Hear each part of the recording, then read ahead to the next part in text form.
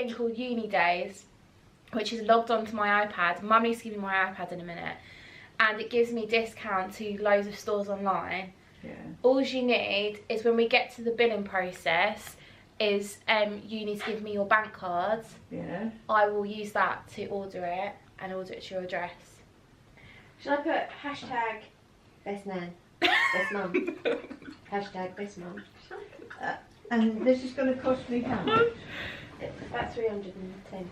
Eh? It's 310. 310. What would you like on the back of your gold iPad? Mum's trying to... Molly? A name? What about Molly. What do they put a name on? Whatever you hashtag want. best nan? And the second line you could put a hashtag best nan, best mum.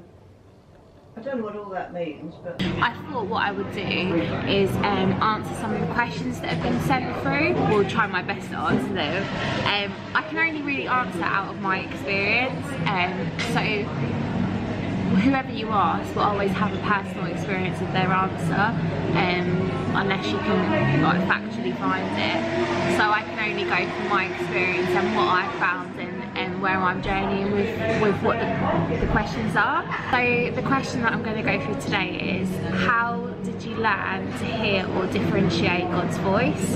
And for me, I met God in my bedroom at 17. Before that point, I wasn't a Christian, I had no real sense of God, and I heard his voice. And it's hard to say that his voice sounds like anything. It's as if it's quite incomprehensible. It's almost like a heart thing. It's a spiritual thing that happened when I heard his voice. It was more so what the sound was like. It didn't matter. It was everything that he was that mattered. So when I heard his voice, I heard a loving Father, and that for me was the sound of his voice. And I don't know if that makes sense. So to learn not to hear and to differentiate God's voice, we need to ask God to fill us with his Spirit, because the Holy Spirit is our teacher, is our guide, and also Holy Spirit helps us to discern what is of God and what is of not. You can also see the fruit. So if you feel that God is asking you to do something and it's actually evil, it's going to destroy something, it's a lie, it doesn't bear any fruit, then it's not of God. But if it is something that is edifying, that is encouraging, that is good, and even if it brings challenge, because a lot of people have to prophesy and sometimes that brings challenge, that's okay. But as long as it's got the heart and the love of God through it, then that's normally a telltale sign that that is of God. But also a good thing of differentiating whether the voice is of God or not.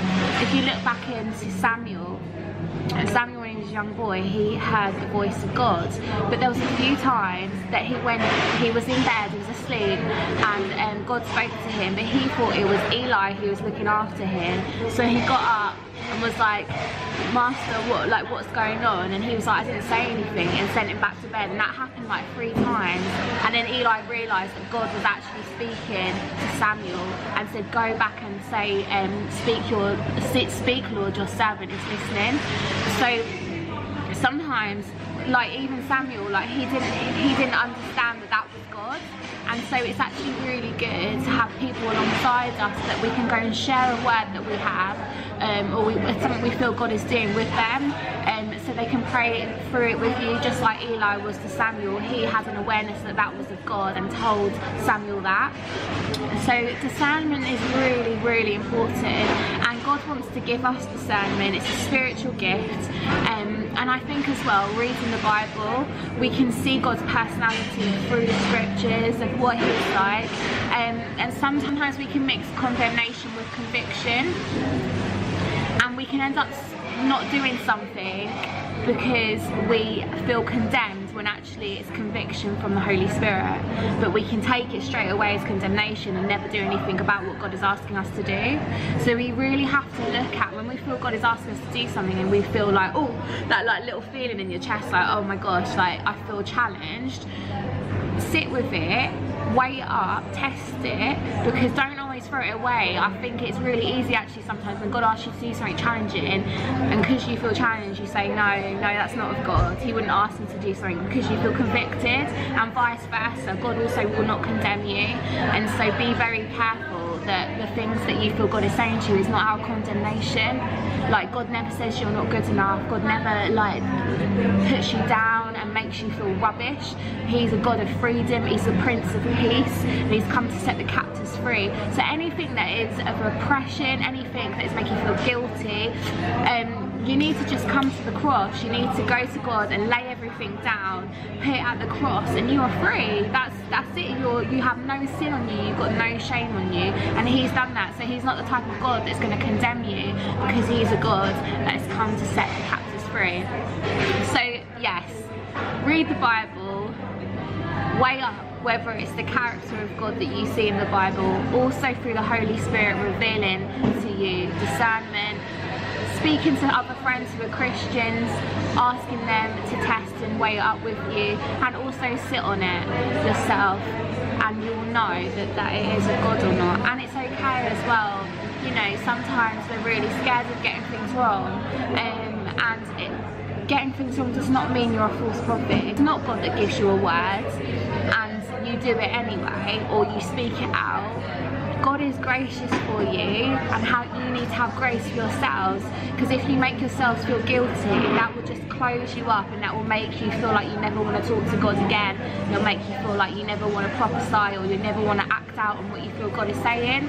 So don't be discouraged if you feel like you've thought that you heard God's voice before and it's been wrong, or it hasn't worked out, because his grace it covers us. And I get things wrong, God calls me to prophesy, but you know, I mess things up, and that's really important for other people as well. If someone prophesies to you, you need to discern that prophecy. You need to discern that word of whatever someone says. It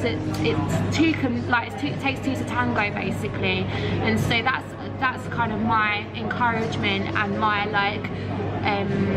my advice for you, if you do receive a word as well. So yeah, that's my answer. I hope I've answered it well. It's quite nerve-wracking being in a coffee shop and people look at me, but I hope I've answered it well, and I'll speak to you soon. Bye.